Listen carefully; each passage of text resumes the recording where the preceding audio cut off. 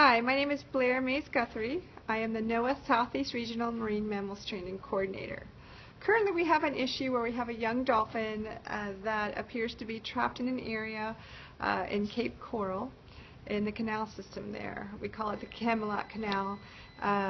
It is prohibited to come and go from the area by a lock system, the Chiquita lock system, where two gates need to be open at the same time to allow the animal to swim through.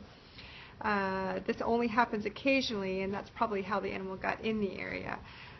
So we're working with officials, with FWC, biologists. We are working with the city and the state and law enforcement officials to reopen the gates one more time, probably at the end of this week or the beginning of next week, to see if the animal will swim through once again. We tried last Friday, but we were unsuccessful, and we think part of the reason was that the tide was rushing in through the gates.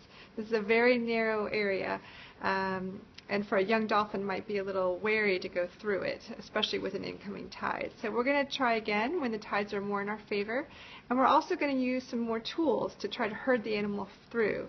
One of the things we might be trying is an acoustic device called a pinger. It's an underwater acoustic device. It will emit an underwater sound, which we hope will encourage the animal to swim in the opposite direction and possibly through the gate. So we'll try that.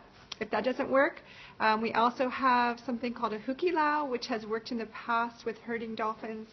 And it actually is an old Japanese fishing technique, and it uses one horizontal line, a very long horizontal line, with several vertical lines weighted hanging down. And we pull it through the water, and it creates kind of a visual barrier for the animals, and it encourages them to swim in the opposite direction without the risk of being entangled in a net. So we'll see if that works. So we have some tools in our toolbox. We're hoping that might work, and we want the tides to be favorable for us and to be going in the opposite direction, which will also hopefully have a favorable impact on this rescue effort.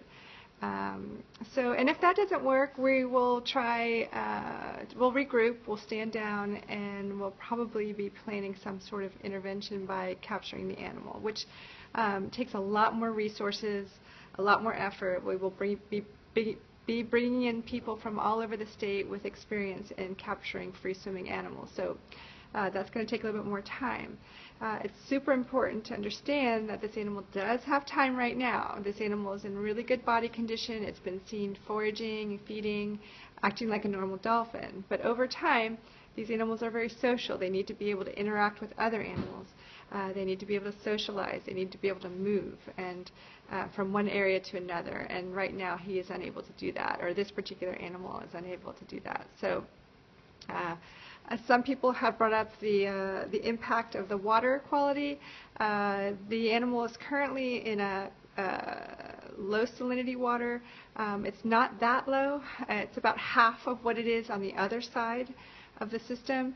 The animal can maintain for a certain period of time in this brackish water, as long as it's eating fish where it can get its salt from. It's doing well.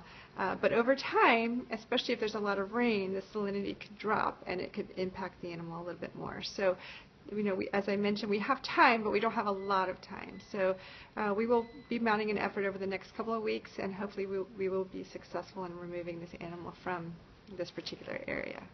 Thank you.